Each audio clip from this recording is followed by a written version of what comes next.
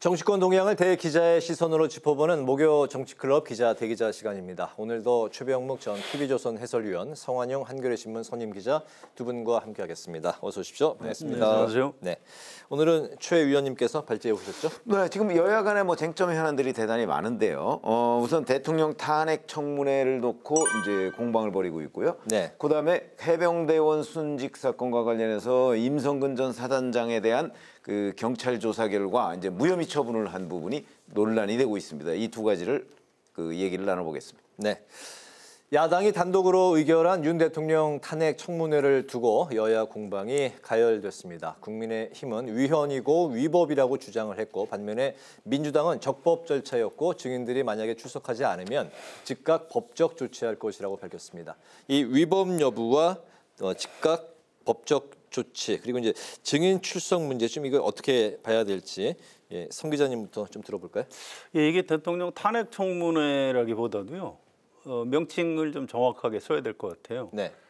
탄핵 청원 청문회, 이렇게. 탄핵 청원 청문회요. 예, 탄핵 청원 숫자가 이제 5만을 넘겼기 때문에 법사위에서 뭐 청문회 이런 방법을 통해서 뭐 일단 좀 조사를 해보겠다 이런 거죠. 그래서 이게 민주당에서 지금 대통령 탄핵을 뭐 발의하겠다 이렇게 밝힌 적이 없거든요. 네. 다만 이제 국민 중에 이 탄핵해야 되겠다 이렇게 생각하는 분들이, 청원을 한 분이, 청원에 동의를 한 분이 100만을 넘어서면서 이건 그냥 넘어갈 수 없다 해서 일단 법사위원회에서 청문회를 해야 되겠다 이렇게 얘기를 한 겁니다. 그런데 이게 또 탄핵 반대 청원도 올라왔고요. 그것도 숫자가 5만이 넘어섰어요. 네. 그래서 법사위에서 이제 그럼 그것도 안건으로 다뤄야 되는 것 아니냐. 그러니까 이제 민주당에서 그럼 탄핵 반대 청문회도 하자, 이렇게 이제 입장을 밝혔습니다. 그래서 민주당에서요? 예, 민주당에서요. 네. 예, 지금 이제 법사위원장이 민주당 정청래 의원이죠. 그래서 이게 좀 과한 것 같아요. 그러니까 청원이 들어와서 이걸 어떻게 할 것인지, 이걸 이제 법사위원회에서 여러 가지 실무적인 차원의 뭐 조사를 해서 뭐 법사위원회 의견을 뭐 이렇게 모아서 본회의에 보고를 한다든가 이럴 수 있을 겁니다. 그런데 그걸 위해서 청문회를 하고 현직 대통령 부인하고 그 장모를 증인 채택을 했다, 나오겠습니까? 안 나올 것 같은데요. 또 이건 국회 출석 안 하면은 이게 불법이다. 뭐 국회에서 증언 관련 법안에 아마 뭐 그런 근거 조항이 있을 겁니다. 그런데 그렇게 입건을 하면 그걸 지금 검찰이나 경찰에서 그걸 가지고 기소하거나 뭐 그렇게 할까요? 뭐 그럴 것 같지도 않아요. 그래서 이 결과적으로 보면 별로 실익이 없는 정치 공세에 그칠 가능성이 커 보입니다. 이게 국회에서 기본적으로 청문회라는 거는 교섭단체 정도는 여야가 합의를 해서 추진을 해야 제대로 추진이 되는 거지. 이런 식으로 뭐 국민의힘에서 결사 반대하는데 이게 청문회가 제대로 되겠습니까? 이거 별 실익이 없다고 보고요. 민주당에서도 너무 이렇게 막 뭐 의지를 밝히는 뭐 이런 입장 표명을 하는 것보다 국민의힘하고 좀 대화를 하고 이렇게 좀 어떤 좀 조정 같은 게 좀 필요한 상황이 아닌가 이렇게 생각합니다. 탄핵 청원 청문회, 그리고 탄핵 반대 청문회 둘 다 열자는 그게 이제 지금 현재 민주당의 입장인 건가요? 네, 오늘 오후에 그렇게 밝혔더라고요. 자꾸 이제 탄핵 이야기가 나오게끔 그런 좀 윤석열 대통령 탄핵을 원하는 국민이 이렇게 많다, 이제 이런 얘기를 하고 싶겠죠. 그렇지만 국회 법사위원회에서 청문회를 실제로 추진하는 건 또 좀 별개의 문제인 것 같습니다. 네, 별로 이제 실효성은 없어 보인다. 뭐 저도 비슷한 얘기인데요. 뭐 결국은 이게 정치 공세의 일환으로 저는 봅니다. 우선 탄핵이라는 거는 헌법과 법률에 명확하게 규정이 돼 있어요. 어떤 절차를 거쳐서 탄핵이 발의가 되고 뭐 결정이 된다, 뭐 이런 거 다 규정이 돼 있어요. 근데 이런 것들 규정을 다 무시하고 청원이라는 우회로로 그 탄핵이라는 이슈를 지금 끄집어낸 거잖아요. 저는 그 자체가 법률 위반이라고 봅니다.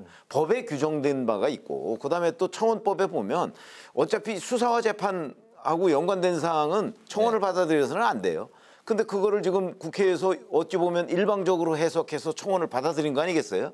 그래서 만약에 이런 그 이제 일방적인 법 해석에 따른 탄핵 청원 청문회를 하고 거기에 따른 뭐 증인 채택 뭐 안 나오면 고발한다. 아마 다 이루어질 거예요. 네. 그러나 뭐 말씀하셨듯이 그 뭐 나올 수가 있겠습니까? 지금 국민의힘은 이게 다 우연적이고 불법적이라는 입장이기 때문에 그래서 이 자체를 인정하지는 않을 거라고요. 그렇게 될까 제가 보건대는 그냥 끝없는 정치 공방만 벌이고 끝날 것이다. 저는 그렇게 예상이 됩니다. 증인 불출석 시 법적 조치할 것이다. 이것도 이제 아니 법적 조치 하겠죠. 압박용으로 고발하고 다 할 텐데 네. 뭐 수사를 하더라도 제가 보기엔 뭐 무혐의 처분 나오게 될 가능성이 대단히 높죠. 왜 그러냐면 원천적으로 이 그 탄핵을 청원으로 해결할 수 있는 게 아니니까. 네. 저는 그렇게 봅니다. 알겠습니다. 다음 이슈로 가겠습니다. 오늘 국회 행안위는 해병대원 사망 사건을 수사한 경북경찰청의 업무 보고를 받았는데요. 임성근 전 해병대 1사단장을 불송치 결정한 것이 최대 쟁점이었습니다. 또 도이치모터스 주가 조작 사건 공범이 VIP를 언급하면서 임 전 사단장의 구명을 도왔다는 취지로 말한 녹취 파일을 두고 공방이 뜨거웠습니다. 이 VIP가 과연 누구를 지칭하는 것이냐도 이제 공방이 오고 갔는데요. 이번 사안 좀 어떻게 바라봐야 될까요? 사실 VIP라고 하는 거를 우리가 보통 쓸 때 네. 김계환 사령관을 VIP라고 그랬다 하는 건 믿어지지 않죠. 그런데 지금 해명을 그렇게 하고 있어요. 네. 그러니까 아마 이런 부분은 이 VIP는 뭐 대통령이나 아니면 뭐 김건희 여사나 누구를 가리킬 가능성이 저도 높다고 보는데 문제는 어디에 있냐면 네. 이 그 주가 조작 공범이라고 하는 이 이모 씨라는 사람이 중간에서 그 사실은 어떤 일들을 했는지는 분명치가 않아요. 근데 이런 사람들의 일반적인 특징이 보면 굉장히 과장 화법을 많이 쓰거든요. 네. 글쎄 이 이모 씨라는 사람이 대통령하고 바로 전화해서 뭐 사단장을 봐달라 뭐 이런 얘기를 민원을 할 수 있을 정도가 과연 될까? 저는 굉장히 의문이고요. 그리고 이 본인도 지금 그 김건희 여사하고 뭐 김건희 여사 결혼한 이후에는 한 번도 지금 통화한 적이 없다 이렇게 얘기를 하고 있거든요. 네. 그런 걸 보면 뭐 관련자들이 다 부인하고 있고, 그런데 뭔가 의심은 있고 아마 네. 이런 상황이 아닌가. 그래서 추가적인 뭐 조사나 이런 것들이 좀 필요해 보이기는 한다. 그 정도까지 말씀드릴 수 있습니다. 추가 조사는 필요하지만 이모 씨 자신의 개인적인 좀 과장이나 허장성세일 가능성이 저는 그쪽에 오히려 무게를 두고 있습니다. 그쪽에 무게를 두고 계시다. 네, 송 기자님. 예, 뭐 이런 상태에서 경찰이나 검찰이 추가 수사해서 내놓으면 국민이 믿을 수 있겠습니까? 이게 결국은 특검으로 갈 수밖에 없을 것 같아요. 그래서 이제 적절한 시기에 적절한 방식으로 특검을 해야 한다. 여기에 대해서는 국민의힘 의원들도 상당수가 동의를 하는 것 같습니다. 네. 지금 당장은 뭐 대통령이 안 된다 지금 이러고 있지만 뭐 어차피 가야 될 길 윤석열 대통령하고 지금 국민의힘 전당대회가 진행 중인데 거기 후보들도 좀 이렇게 전향적으로 태도를 바꾸는 게 필요하지 않나 이런 생각이 듭니다. 특검은 결국 갈 것이다. 뭐 이렇게 보시는 게 맞을 것 같고요.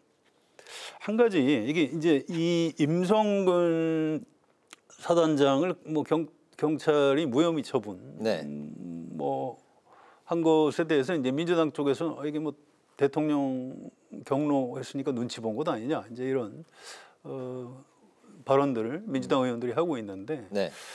그거는 뭐 잘 모르겠어요. 뭐 좀 이거 좀 뭐 봐준 것 같다 이런 느낌은 있긴 합니다. 그런데 우리가 이제 좀 하나 뭘 조심해야 되냐면 이 사건의 본질이 이 임성근 사단장의 과실치사 혐의 유무에 있는 게 아니고요. 중요한 거는 처음에 애초에 그 해병대 수사단장이 경찰에다 자료를 국방장관 결재를 받아서 이첩을 했는데 네. 그걸 왜 대통령이 경로해서 다시 회수해서 사단장을 빼라고 한 것 아니야? 왜 그랬을까? 이제 여기에 있는 거거든요. 그러니까 사실은 그때 윤석열 대통령이 경로하지 않고 뭐 아무 일 안 했으면 설사 해병대 수사단 그 처음에 수사단장이 그런 뭐 사단장 포함시켜서 경찰에 넘겼다고 해도 경찰에서 이거 해보니까 이건 과실치사가 안 되거나 약한 것 같다. 그래서 그 단계에서 그냥 뭐 불송치 결정을 했다. 뭐 그러면 그런가 보다 했을 겁니다. 또 설사 검찰 뭐 기소 여부 뭐 이런 걸 통해서 법원에서 재판을 해서 이 법원에서 이렇게 따져 보니까 이건 사단장까지는 과실치사 죄를 물을 수 없다 이렇게 판결을 했으면 우리 대부분의 국민이 아마 납득을 했을 거예요. 그런데 그렇게 안 하고 처음부터 대통령이 역시 법률 전문가답게 네. 평생 검사를 이제 해서 그랬을 가능성이 높은데 아 이건 왜 안 된다. 그걸 왜 너 이렇게 빼 이제 이렇게 함으로써 네. 이 사건이 이상하게 된 거예요. 또 나중에 국방장관을 또 호주 대사로 내보내고 뭐 이런 거 아닌가요? 그러니까 이 사건의 본질이 임성근 사단장의 무슨 과실치사 혐의에 있는 게 아닙니다. 이건 대통령이 초기에 어떤 개입을 했느냐 안 했느냐, 개입을 했다면 왜 했느냐, 경로했느냐, 경로하지 않았느냐, 경로했다면 왜 경로했느냐 이런 부분에 있는 겁니다. 이런 부분 결국 특검에 의해서 가려질 수밖에 없다고 생각합니다. 네. 국민의힘 의원들 중에서도 해병대원 특검에 좀 이렇게 가야 되는 거 아니냐 그런 의견들이 점차 좀 예, 그렇습니다. 생겨나고 있다고. 뭐 아직은 소수지만 어쨌든 네. 뭐 야당 추천하는 건 곤란하지만 뭐 대법원장이라든가 제3자가 추천하는 특검은 뭐 결국 받을 수밖에 없는 것 아니냐 이런 얘기들을 하는 사람들이 좀 많아지고 있습니다. 결국에는 해병대원 어떤 형식으로든 특검으로 가야 되지 않겠냐 그런 이제 그렇습니다. 예, 맞습니다. 아니 근데 지금 기본적으로 경북경찰청에서 수사한 거는요. 그 외압 의혹이 아닙니다. 이 사건의 본질 부분에 대해서 수사를 해서 지금 임성근 전 사단장을 그 불송치한 거고요. 네. 지금 말씀하신 외압 의혹은 공수처에서 수사하고 있는 거예요. 그러니까 그것도 이제 공수처에서 어떤 결론이 나올지 아직 우리가 알 수가 없는 거 아닙니까? 공수처 수사 지금 막바지니까. 네. 만약에 공수처에서도 수사를 했는데 뭐 이 경찰의 시각과 좀 다른 게 나왔다. 뭐 그러면 또 이제 그로 인해서 아마 여론이 형성될 거예요. 그것까지를 보고 그 뭐 특검 여부를 결정해야 된다. 이제 이런 게 이제 윤석열 대통령의 지난 그 5월 기자회견의 내용이었고요. 네. 저는 아마 공수처 수사 결과가 나오면 어떤 형식으로든 여론이 재조정되면서 뭐 특검 필요성 또는 불필요성 뭐 이런 것들의 이제 비중이 그 아마 뭐 좀 조사 결과로서 드러나지 않을까. 거기에 따라서 국민의힘 의원들도 좀 좌우될 것 같은 이런 느낌이 듭니다. 공수처 수사 결과를 두고 여론이 다시 재조정될 것이다, 이거죠. 알겠습니다. 요즘 국민의힘 당대표 후보들 간 설전이 아주 뜨겁습니다. 오늘 원희룡 국민의힘 당대표 후보는 한동훈 후보에게 사천 의혹, 또 김경률 금감원장 추천 의혹, 댓글팀 의혹 중 만약에 하나라도 사실이면 사퇴하겠냐 SNS를 통해서 이제 물었습니다. 2차 TV 토론회도 이제 열렸는데요. 이런 많은 그 논란에도 불구하고 전국 지표조사 NBS에 따르면 여당 지지층을 상대로 한 당대표 적합도 조사에서 한동훈 후보가 압도적으로 이제 1위에 여전히 좀 올라 있는 상황입니다. 전당대회 표심 앞으로 좀 한 12일 남았습니까? 23일이면 12일 남았는데 어떻게 좀 이어질지 어떻게 보십니까? 그래서 일단 뭐 한동훈 대세론이 형성 중인 것 같고요. 이게 뭐 꺾일 가능성은 별로 없는 것 같습니다. 모르겠어요. 이제 혹시 다음 주나 해서 윤석열 대통령이 도저히 못 참겠다 해서 뭔가 직접 나서서 뭐 주저앉히는 뭐 이런 장면이 벌어지지 않는 이상은 뭐 이대로 가는 것 아닌가 싶고요. 국민의힘 지지자들도 꼭 뭐 한동훈 후보가 아주 마음에 들어서 지지하는 건 아닌 것 같아요. 다른 세 후보들이 좀 너무 약하다. 이건 아니지 않느냐. 그렇다면 한동훈 전 위원장한테 한번 당대표로서 기회를 한번 더 주는 게 맞지 않을까? 이런 약간 소극적 지지인데도 불구하고 그게 이제 과반. 을 차지하고 있는 뭐 이런 모양새인 것 같습니다. 네. 그래서 당사자들이 뭐 치열하게 논쟁을 하고 이건 좋은데 우리가 텔레비전 드라마 막장 드라마를 욕하면서 본다고 하지만 그것도 그래도 재미가 있으니까 보는 건데요. 이건 제가 토론회 2번 하는 거 한 중간에 좀씩 봤는데 이건 네. 너무 좀 이렇게 지겹습니다. 보는 것 자체가 좀 짜증이 나요. 재미도 없습니까?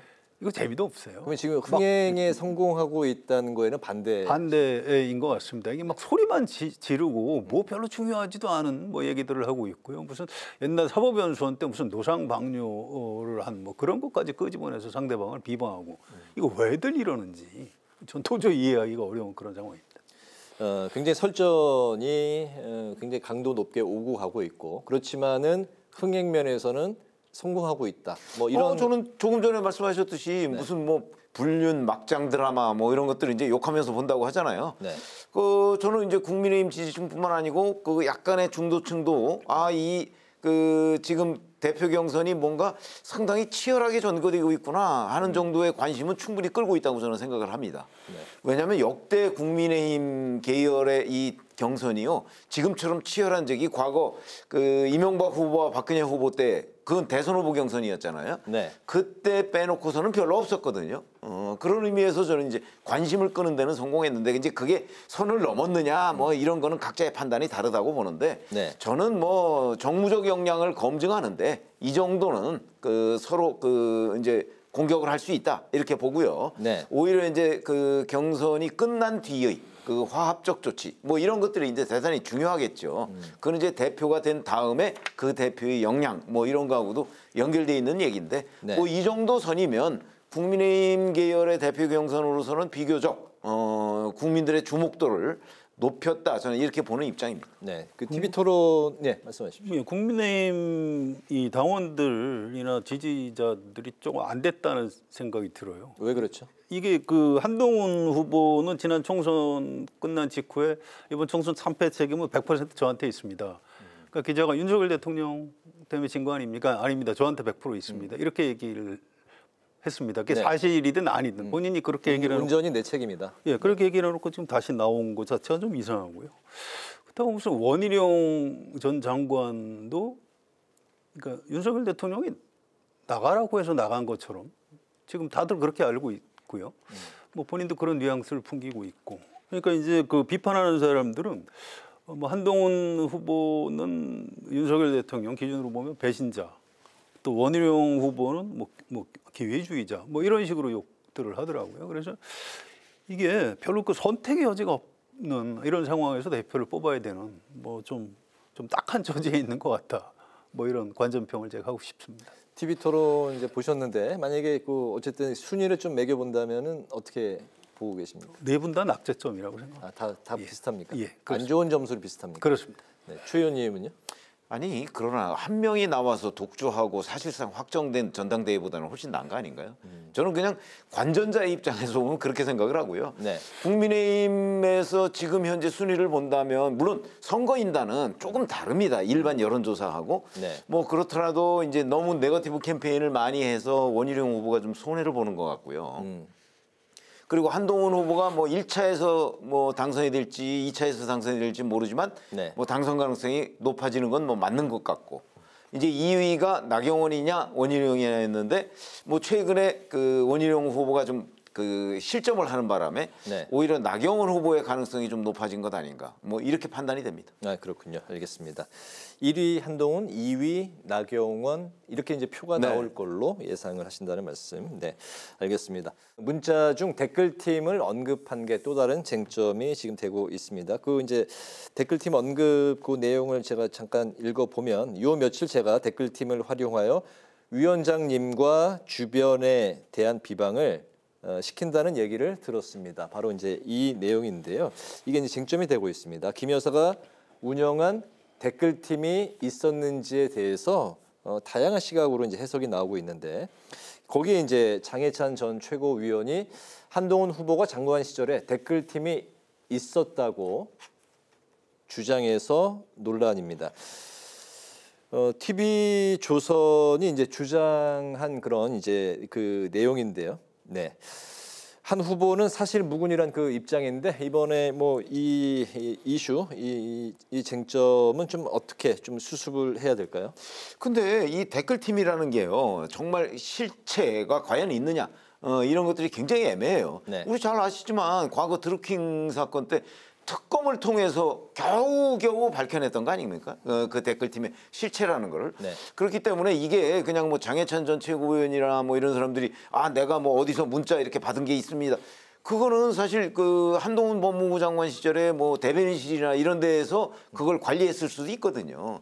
그래서 더군다나 김건희 여사가 보냈다는 문자는 이게 이제 자기가 댓글팀을 운영한다는 이 뜻이 아니고 네. 댓글팀을 운영해서 한동훈을 비방했다는 그런 얘기가 돌아다니는 데 대한 자기의 해명이에요. 그렇기 때문에 자기가 운영한다고 보기에는 그 문맥상 좀 어려운 것으로 보여요. 그래서 그 실체를 저희가 알 수가 없는 상황이기 때문에 네. 지금 뭐 이 사람 저 사람이 조금씩 얘기하는 거 저는 글쎄 근데 흔히 그 댓글팀 운영한다는 게 이게 쉬운 게 아니거든요. 네. 보안 유지나 아니면 뭐 그 여러 가지 경제적인 측면 뭐 이런 것들이 있기 때문에 저희들의 경험으로 보면 그냥 김건희 여사가 댓글팀을 운영했다 또는 한동훈 법무부 장관이 운영했다 저는 잘 믿어지지 않는 그런 상황입니다. 실제 존재하고 있는 댓글팀에 대한 언급이 아니라 풍문으로 떠돌고 있는 것에 있는 것에 대한 본인의 해명. 사실 무근이다라는 이제 해명이다. 네. 송 의원님. 또 뭐 장해찬 전 최고위원이 근거를 가지고 있다고 하니까 뭐 곧 공개하지 않을까요? 그걸 보면 좀 더 실체를 알 수 있을 것 같습니다. 이게 네. 뭐 댓글 팀이라고 할 정도가 아닌 사람들이 그냥 뭐 개인 의견을 작성한 건지 아니면 뭔가 약간 공작 같은 게 개입이 된 건지 이건 좀 실체 부분을 가려봐야 될 것 같고요. 이걸 우리가 추론을 해서 이거 별거 아닐 거야 이렇게 얘기할 문제는 아니라고 봅니다. 어쨌든 전당대회에서 중요한 쟁점이 됐고요. 네. 이거는 한동훈 후보가 해명을 하는 게 좋을 것 같아요. 그래야 의혹이 좀 해소되지 않을까 이런 생각이 듭니다. 근데 우리가 이게 이제 뭐 김건희 여사 댓글팀, 한동훈 전 장관 댓글팀 뭐 이런 그 내용에 어떤 주목을 하는 것보다도 조금 더 큰 구도를 한번 좀 생각을 해봤으면 좋겠어요. 이게 이번에 김건희 여사의 그 문자가 다 그대로 공개가 된 게 이게 왜 그럴까? 이게 윤석열 대통령이나 김건희 여사가 동의하지 않은 상태에서 이게 다 이렇게 공개가 될 수 있는 문제인가? 그래서 전 저 문자를 읽고 무시한 뭐 이 공방의 배경에는 어쨌든 윤석열 대통령과 김건희 여사가 한동훈 후보가 대표가 되는 걸 어떻게든 막아야 되겠다.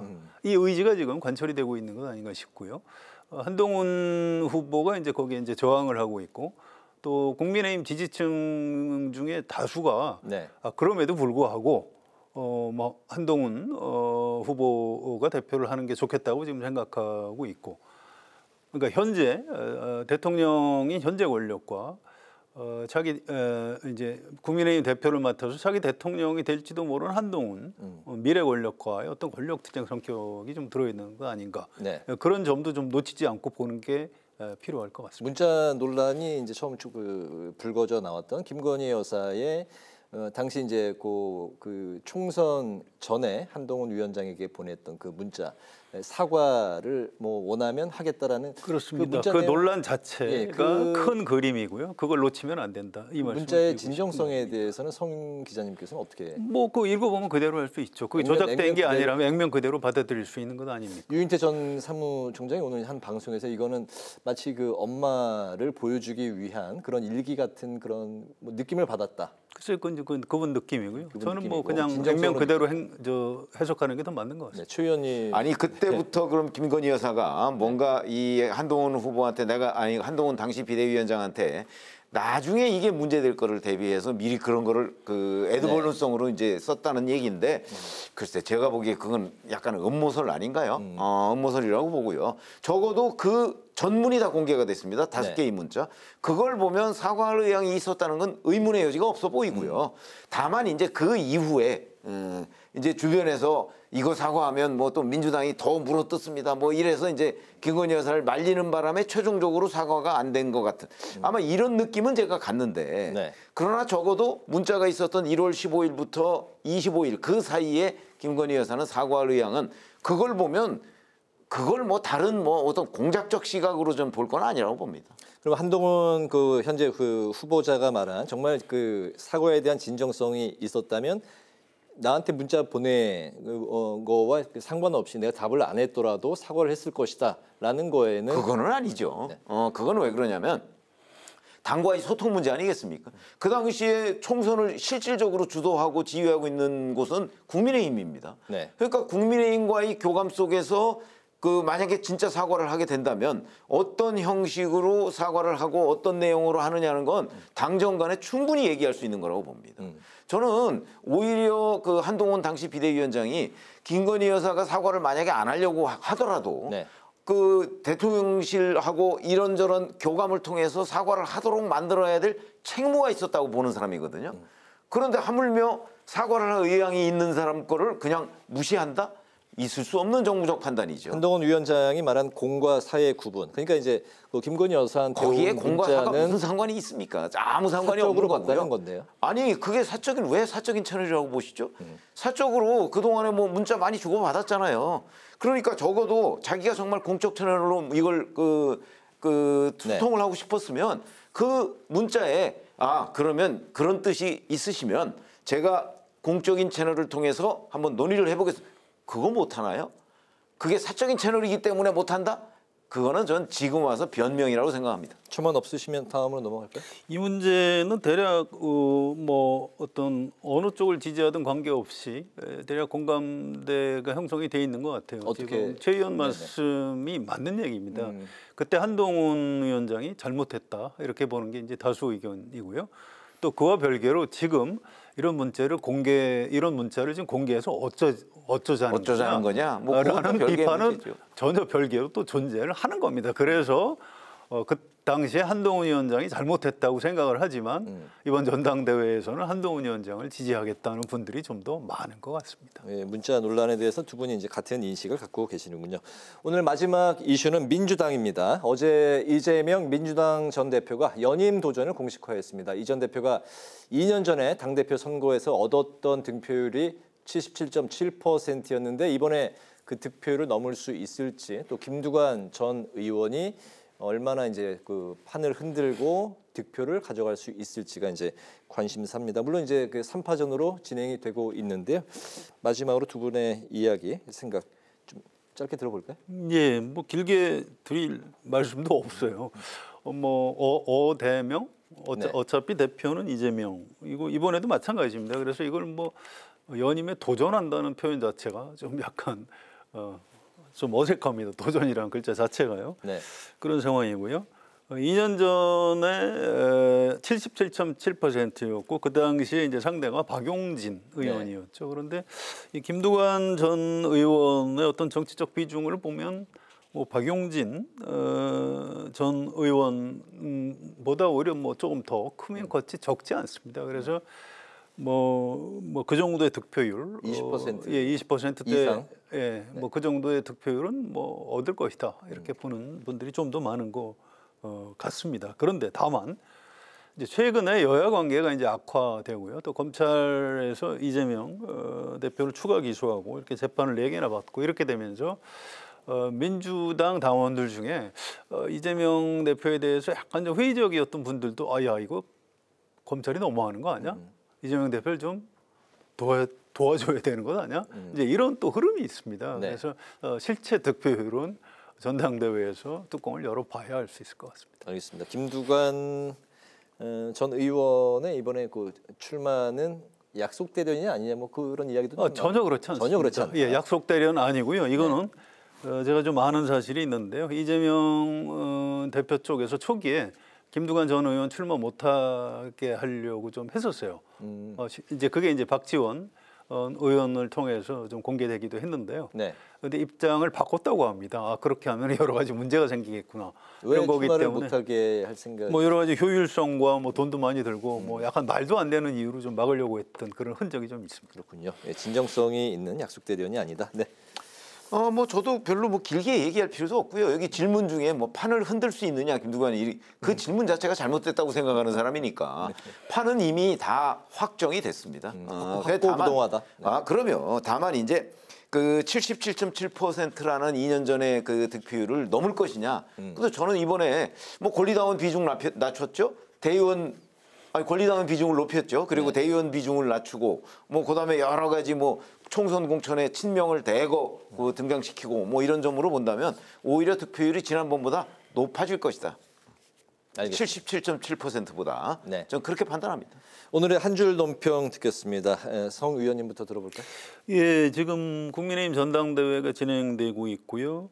이게 윤석열 대통령과 김건희 여사 또 반대편에 한동훈 후보가 맞서고 있는 이런 국면인 것 같습니다. 그런데 이게 현재 권력과 미래 권력의 어떤 싸움처럼 양상이 번지고 있고요. 이게 누가 이기든 좀 국민의힘에는 굉장히 좋지 않은 결과로 그런 결과가 될 것 같습니다. 윤석열 대통령이 혹시 여기서 꺾이면 레임덕을 맞을 수도 있고요.